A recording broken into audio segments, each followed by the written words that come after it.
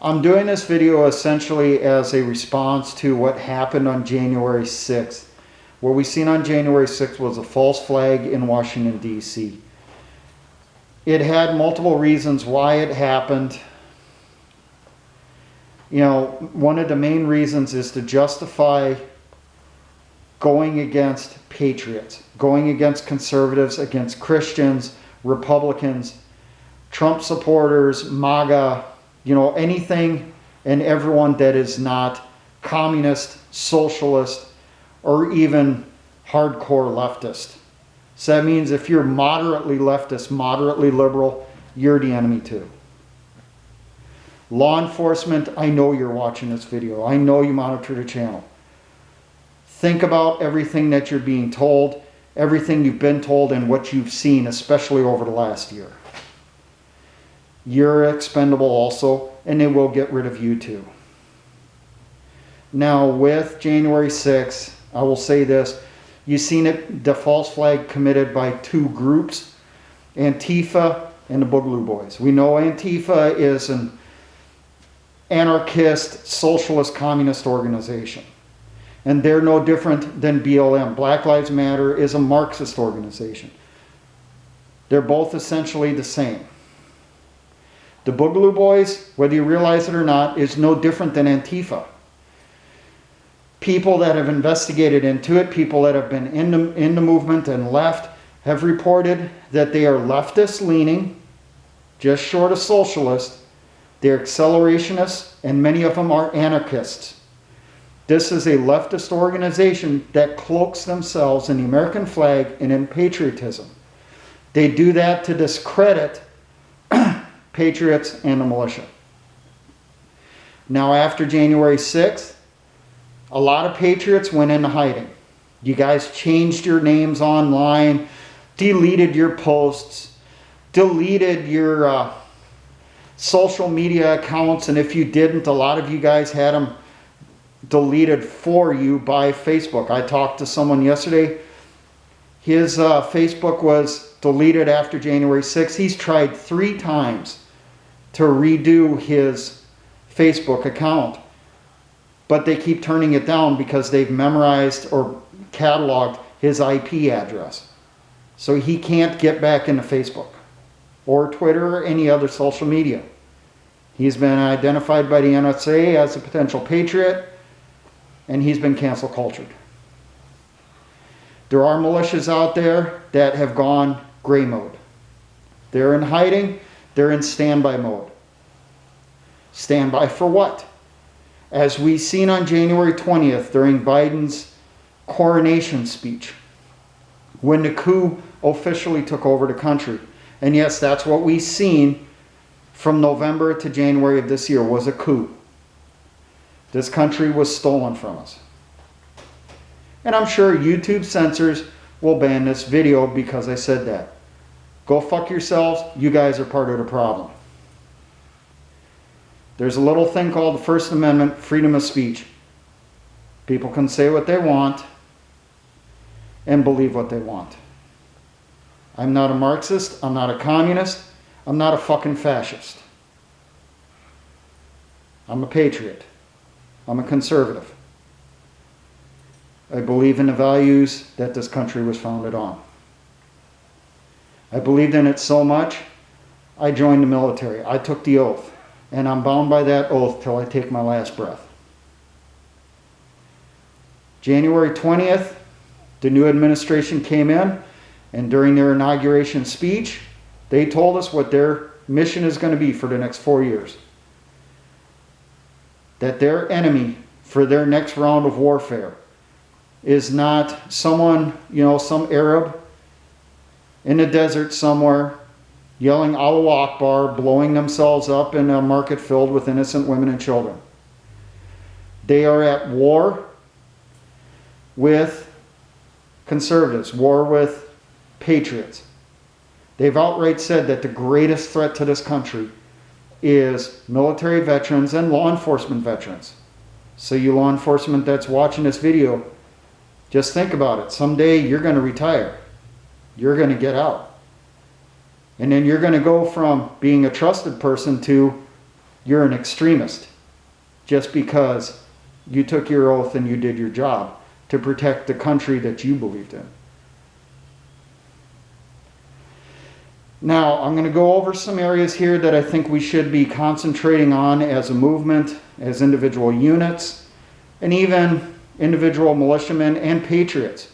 Some of you haven't made the decision to join the militia. But guess what?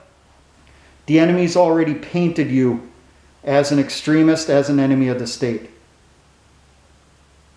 Accept the fact you're a domestic tourist. Give yourself a big hug. Accept it. Act accordingly. But always follow your principles. Always follow your morals. Now I got some areas here I want to cover or try to bring up. I'm going to try to get this shortened down.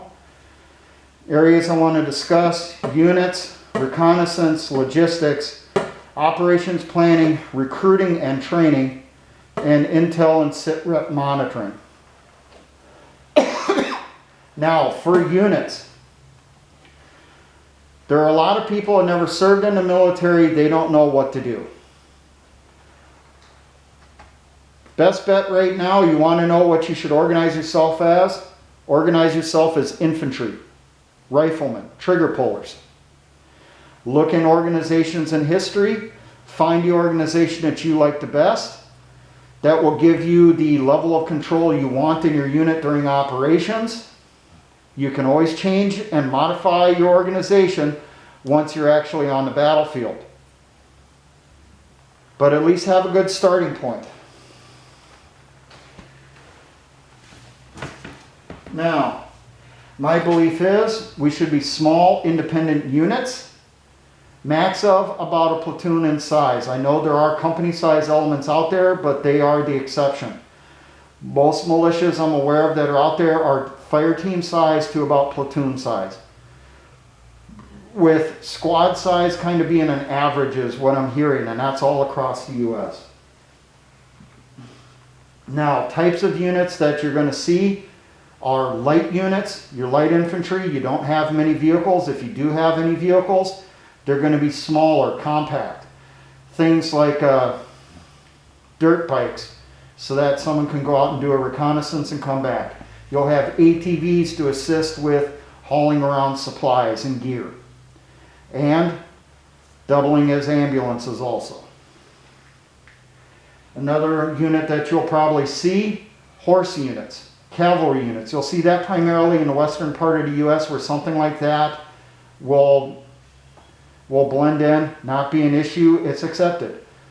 There will be some wheeled units. And there's pros and cons for all of these. I know there are some already heavy mechanized militia units that are out there that are equipped with surplus M60 tanks, M48s, M47s, M41 Walker Bulldogs. They have M113 armored personnel carriers. They have M8 Greyhound scout vehicles. They have M3 half tracks. You guys, when the war kicks off, need to put your vehicles in hiding, operate as light infantry. When we go from the guerrilla phase to the quasi-conventional phase, that's when you need to bring that armor out. Now, wheeled vehicles, you got some pros, and you got a hell of a lot of cons. I know everyone wants to be in a wheeled unit because you don't want to walk. Well, it's going to be issues. Now, pros and cons with light units. Oh, before I should mention, when you're deciding what type of unit you should be, things you need to think about, take into consideration is, what's the terrain in your area? What's your expected threats? What's going to be your anticipated missions? What is your capabilities? What can you afford to support? What can you afford to get spares for your logistics for? Also, what's the support in your area? Where can you hide large amounts of spare parts? Can you protect those spare parts against corrosion, against damage? And what's the attitude of the population? If you're in a populated area that's mostly liberal, you're probably not going to be in a wheeled unit. because those vehicles will draw attention, easier to find, and they're going to report you. So you're probably going to have to go light infantry. Now, light units. They're the cheapest to stand up because each person is only buying their gear, their weapon, their supplies. You're not paying for a vehicle. They're the easiest to hide. It's easier to hide a group of people than it is to hide vehicles. Remember, thermal signature, heat from engines, and just general from the vehicle itself getting hot in the sun. Major disadvantage with light units, they're slow moving. Now, for the most part, I'm going to say we're in a unit down here, a light unit. Our anticipated AO is from here to here. We're going to say our distance between these locations is 100 miles. So we do an operation here. Our next operation we're going to do is over here. Now, a wheeled unit, 100 miles, they can cover that in 2 to 4 hours. Light infantry unit, you're going to be humping it over there. You're not likely to have that transportation. Hopefully you'll have it, but count on you won't. It's going to take you probably 5 to 7 days to hump that distance. Remember, most of your people are not 18 years old. They're not 19 years old. They're not in shape. They're not athletes. It's going to take them a while to walk that distance, especially depending on the terrain between those points. Now, your horse units, cavalry units, you're going to have a veterinarian. You're going to have the items you need to take care of those horses. You're going to have spare saddles, spare bridles. You're going to have wagons to carry those supplies for yourself and your horses. And I know some units, you know, if you're doing cavalry up in the mountains, you're going to need pack mules. You're going to need pack horses. Now, with a cavalry unit, you're wondering how to operate. It's not going to be like you've seen in the old Western movies where you come in on your horses, swoop down the side of the wagon train or enemy convoy, shoot them up and take off. You operate as light infantry. You move from this location to where you're just short of where your next operation is going to be. You're going to leave some people there to watch over the horses. And then you're going to advance forward as infantry and fight as infantry. You want a good example on that? Think of the Mujahideen in the 1980s. Wheeled vehicles. You're going to need mechanics. You're going to need more mechanics than you think. You might even need some welders. And all of them are going to need tools. You're going to need good supplies of petroleum products, oils, lubricants. You're going to need antifreeze. You're going to need grease. You're going to need transmission fluid. You're going to need spare batteries. You're going to need those spare parts. You're going to need those fan belts. You're going to need those tires. You're going to need those replacement rims, those replacement radiators, alternators, generators. You're going to need extra gaskets. Advantage with the wheeled unit, obviously it's the fastest. If our unit down here is a wheeled unit, they can cover this distance in less than 2 hours depending on the number of checkpoints on that ASR. Now, something to think about with units, what level of unit is it going to be? And that's going to be determined by your AO. Are you going to be a local unit? You're just operating in your county or 3 counties, 4 counties, whatever it is. What's your anticipated area of operation? Another thing that I really think we need to be setting up and thinking about is main force units. Think of the Vietnam War. You had the levels of units that the Viet Cong employed. They had local units at the hamlet, main force units that operated in the area, regional units that operated in, say, a few different states. Main force unit for us would operate in, say, 25% to 50% of the state. Unless it's a small state like Delaware, then you can operate on 100%. So if we're a local unit, we're just covering here. If we're a main force unit, we're covering this entire area. Say from this major river here, west. Or we're covering from the major river here to the state border on the east side. Now, examples of the types of units I could see in a main force unit. Sapper units, specialized engineers. These are going to be trained to infiltrate into enemy bases, wreak havoc. Another I could see is indirect fire units, which with guerrilla organizations is typically mortars and rockets. In the United States, it's going to be mortars. You're not going to have them at the beginning of the conflict. You're going to capture them over time. Use those sappers to steal them from the enemy bases. Steal those mortar tubes, the base plates and all that stuff right out of the enemy base, and then steal some of the rounds. And then you keep stealing rounds to build up your stockpile. Indirect fire units, for the most part, if it's 81 millimeter and above, you're going to have some type of light vehicle, light truck. 60 millimeters, you can get away with using horses or moving around as light infantry. Another unit I could see, light armor.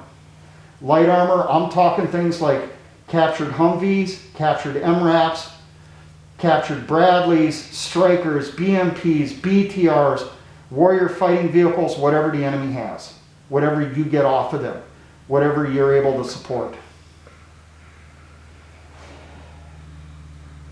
Now, a major disadvantage, I will bring this up, with any mechanized or motorized unit, you're going to have hide locations for hiding those vehicles and hiding those stockpiles of supplies. You need to keep that in mind. Next area we're going to move into, reconnaissance. You should be doing this right now. Reconning your AO. Things that you need to be thinking about and locating. Possible sites for base camps, for rest stops when you're moving from one location to another. Possible patrol-based locations when you're doing operations in a particular area. Hide locations where you can hide vehicles, where you can leave your wounded at. They've been taken care of by your medics as best as possible. They got a recovery, you can't carry them with them. So what patriots are in the area that you can drop them off at to take care of that wounded trooper until he's ready to return to the unit? You also need to find more cache sites. You're going to put caches in even during the conflict. Another thing you need to be trying to figure out, where's going to be the best ambush sites on the major routes in your area. Now I have on here MSR, ASR. MSR, main supply route. ASR is alternate supply route. Every other road is going to be a tertiary. They're not going to be patrolled as often, if at all. Your MSRs in the U.S. is primarily going to be your interstates and major state highways. The ASRs are going to be roads that parallel that or run into it on the side that allows for faster movement inside their AO when you're doing counterinsurgency operations. You need to locate military locations. Where's the armories? Where's the reserve training centers? Where's the, I think they're called ECS warehouses. Locations where the National Guard and Reserve send vehicles to for higher level maintenance, what we call in the active duty third shop maintenance. You need to locate where the airfields are. Where's the small airports? Because every single little small airport out there can be used as a base camp. They can locate air assault units there. Bigger airports, maybe they can locate some Apaches there, some A-10 Warthogs. A little bit bigger, they can land C-130s at. Locate that stuff. Put it on your map. Put it on your overlays. Think as your enemy. Where would you put a forward operating base? Where would you put a fire base to support operations in that area? Where would they put their artillery? Another thing to consider, depending on the terrain, where would you put your obstacle sites to block off traffic on that route? What are the key bridges in that area that should be blocked or eliminated during an operation to restrict your enemy's movements and protect your units and the civilian population? Where's the constricted terrain on likely MSRs and ASRs on the roads leading to your base camps, where you anticipate to have your base camp areas at? Looking at this map in our fake state, we got a forest down here, hills up here. Those are likely areas where base camps would be located. Base camps are sites you're going to occupy for up to 30 days. Don't go longer than that. They're going to find you. Now we're going to jump into logistics. There is no excuse right now why every single person that is a patriot, especially anyone in the militia, should not be stockpiling supplies for their unit right now. I know you may have it in your head, you have to have MREs, you have to have freeze-dried meals. Well, we'll go off of this. Price of a freeze-dried meal at Walmart will go on the high side, $10. 2-pound bag of rice, $1.25, $1.50. So we'll go on the high side on that. So I have $10. I can get a single freeze-dried meal, or I can get 6 2-pound bags of rice, 12 pounds of rice. So how many meals can I get from those 12 pounds of rice? How many meals can I get from that single freeze-dried entree? Spend some money. When you supply for yourself, think of for your unit also, because whatever you get, you're going to be using in the field also. Get food as much as you can. Talk to your unit commanders, come up with a list of the types of items you want them to get. Get it out to your people and tell them, get the stuff. And then every training period you have, they bring the stuff in for the unit. Now, weather's warming up, get caches in the ground now. If you already have caches in the ground, double them, triple them. Don't put them in the exact same spot, put it nearby. Spread your stuff out, so if one cache is found, the other one hopefully won't be. Standardize your cache contents. Set amount of food, set amount of ammunition, set amount of medical supplies in those caches. Go off of the log pack concept, the logistic package concept that the military uses. So you know that, hey, I got a food cache right here, and it's a Charlie box or a November box, an X-ray box. Well, I know that that type of content cache holds the following types of items on average in this amount. And I can figure out how long can I live off of that cache if I have to stay in that area. Now, another thing to think about, get in there, plant edible vegetation, especially in areas that are going to be near where your base camps are going to go in. I've done videos on that in the past. Get in there, put in those raspberry bushes, those apple trees, blackberries, you know, whatever. Get the stuff in there now. It takes time for that stuff to mature and produce food. You're going to need it. Now, this is something that's going to have some people flipping out. You should be acquiring your dual purpose items now.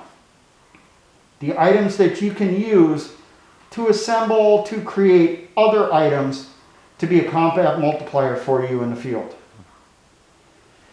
And be realistic on what you get, okay? I'm going to tell you a quick story on this. I was getting a haircut a few years ago. I was in the barber shop. 2 people were talking. They were talking about their lawns. The one guy talked about his lawn was dying, it was brown. He went out, he was told to get a certain type of fertilizer that would help it to pop back. So he went out, bought a bag of it, spread it on his lawn. His lawn recovered. Well, it wasn't 2 weeks later, he heard this. ATF, open the door. The grade of fertilizer he got is tracked by the ATF. And because he got a single bag of it without getting government approval before buying that bag, they came, knocked on his door, and they wanted to confiscate that bag of fertilizer. Since Oklahoma City, the government's been tracking ammonium nitrate. The stuff you can get in the stores right now is not weapons grade. The stuff that can be, they track really heavily. They will come and ask you why you got it. They will threaten you. There's other items out there you can do. Check into the information now. Get a hold of some of the materials now.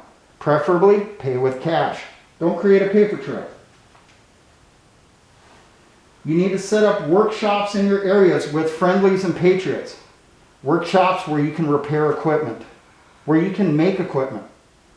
You know a farmer out here somewhere, he's a patriot, he's older, a World War II vet, Korean War vet, whatever. He can't help you out on the field. Maybe he can set a spot aside inside his workshop or inside his barn where you can locate tools that you can use to manufacture things during conflict to help you in the field, those combat multipliers.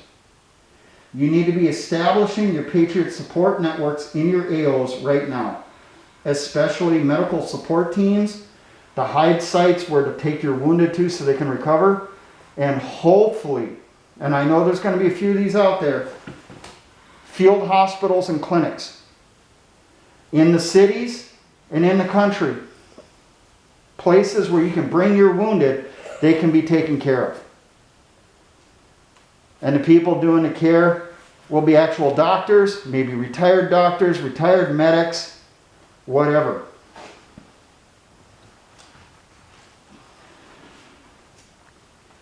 Now, operations planning.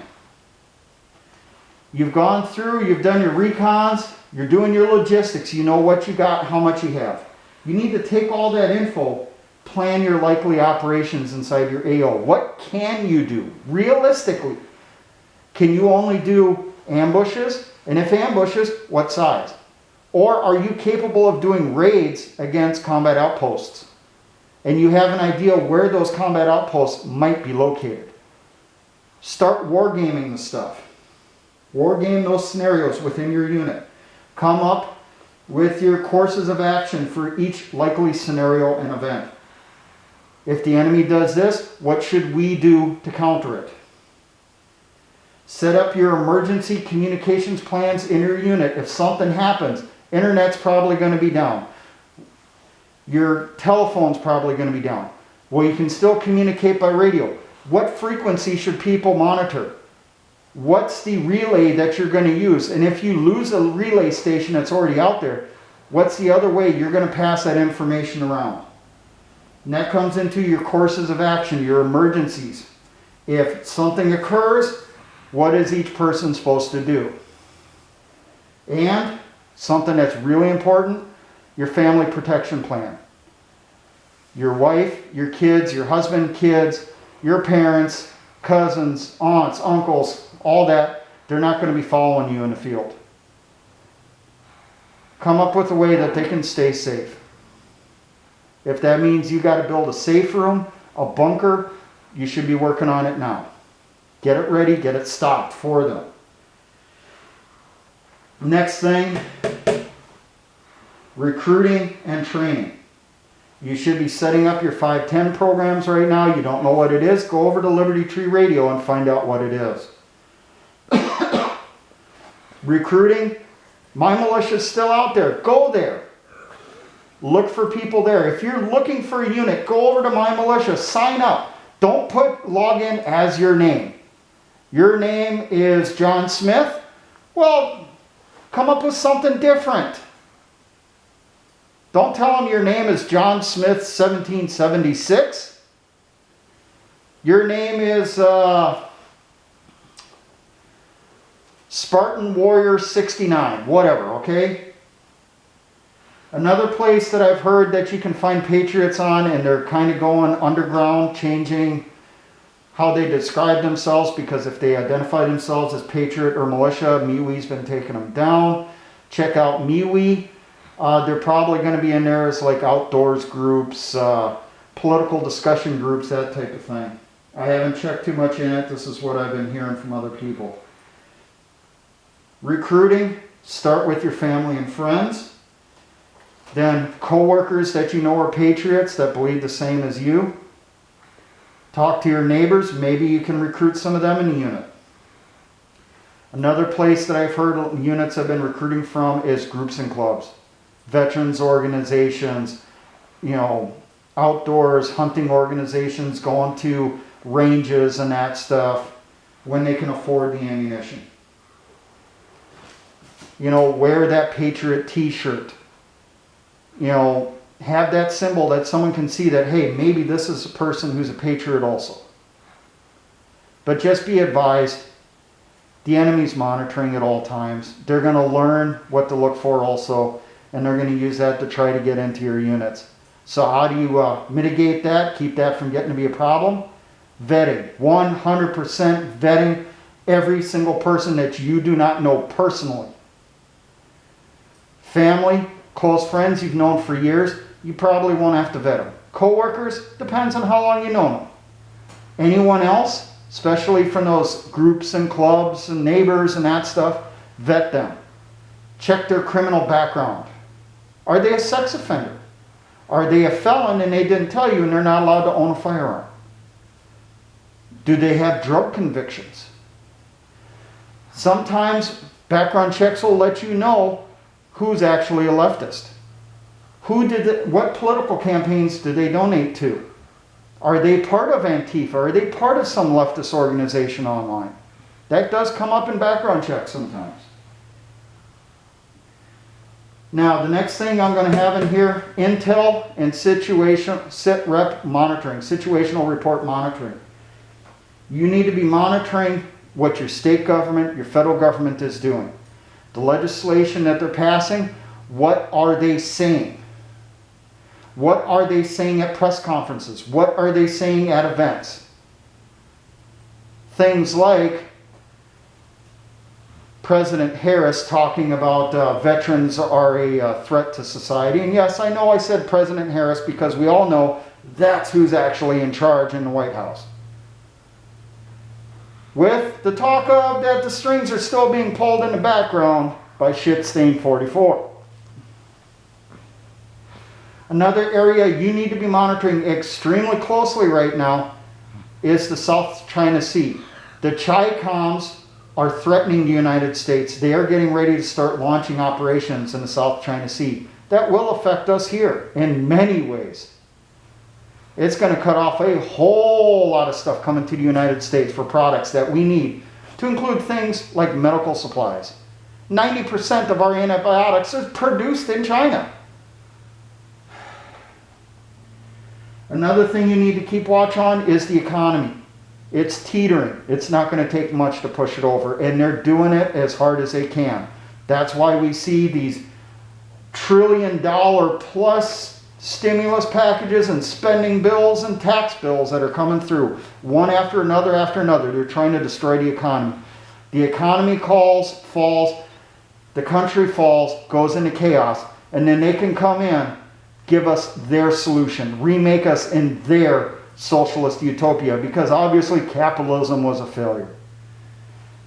Now, you need to also be looking at what are the possible threats we have out there. Right now, the first wave I think we're still dealing with is Antifa and BLM. They're using them to cause chaos in the U.S. Something I highly recommend you get a hold of is this book, Unmasked by Andy Ngo. That guy is the expert on Antifa, but he even admits in here he doesn't know everything. Antifa is larger, better organized than what you think. There is a national command structure to it, but he can't even identify it, but he says he believes it is out there. Get this book, read up on the enemy. This is the first wave. This is who we're facing now. Once they get the chaos that they want, they're going to bring in their next wave, and that's going to be UN peacekeepers. So I suggest you go out there and you look up United Nations peacekeeping manuals. They are out there, they're online. You can actually download them from the United Nations website. Do searches. They have manuals for engineers, manuals for infantry, manuals for MPs, manuals for support operations. Download that stuff, look it over. Over on my Militia, I think it's actually in the library. I don't know if I uploaded it or someone else did, but I think I came across them one day. I've uploaded a lot of stuff over there for intel. Another thing you need to look up, the Chi-Coms. Any peacekeepers that come into the U.S., the Chinese are going to be the primary force in it. Study their organizations. Find out what you can on their tactics, but most of what you're going to find is old. I have no real respect for the Chi-Coms on how they do things. They're amateurs, truthfully. Russian military observers that have seen Chinese PLA exercises have said it's a fucking goat screw. These guys do not understand combined arms warfare. They may have equipment that's comparable to what's in the US, but they don't know how to use it. And they will easily get their asses handed to them. That's the type of stuff you need to find out. Find out their weaknesses, how to exploit it. Another major weakness you'll find out with the Chi-Coms, oh, they got bullpups, they got the latest gear. They don't even issue their troops body armor. That's a huge weakness we can exploit to spades. Now, hopefully that gives you somewhat of an idea of what you should be doing right now. Okay, especially as a unit. I did this as just a general map to give you an idea. Think of your AO, what you're going to do in that AO, what you need to support those operations. How many people should you have? Recruiting, I'll tell you right now, designate 1 or 2 people in your unit to be your primary recruiters. Everyone can be a recruiter, okay? Everyone can find someone. But then they should pass that off to the person that's designated as the recruiter. And then that recruiter gets them through the vetting process and that stuff. But the person that recommended them should stay in contact with that prospect until they're through the process. And then if they make it through the vetting process, they get accepted into the unit, you might want to think about having that member that brought that prospect in be used as a mentor for that person. Someone they can trust in that unit that can show them the ropes. And you need to be training right now. I'm having a huge issue with people in my unit showing up to training. I cannot get everyone to show up at one single time for training, even though they know they need it. I understand people have a life. But you need to be thinking right now. You need to be ready. You need to be trained. You need to know how to act if things go hot or when things go hot. Because that's the way things are looking.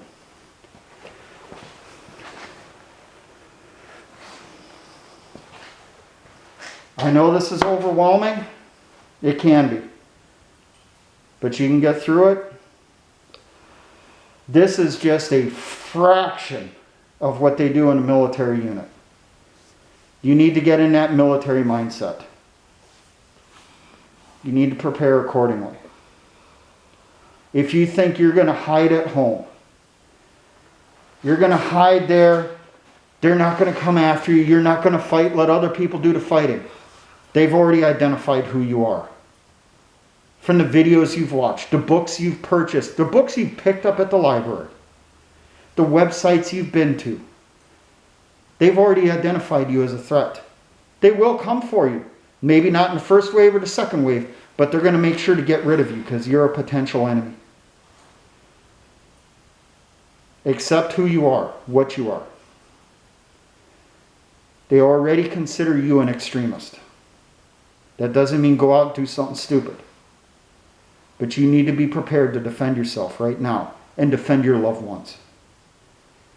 You find out guns have been banned. They're coming out. They're raiding people's houses.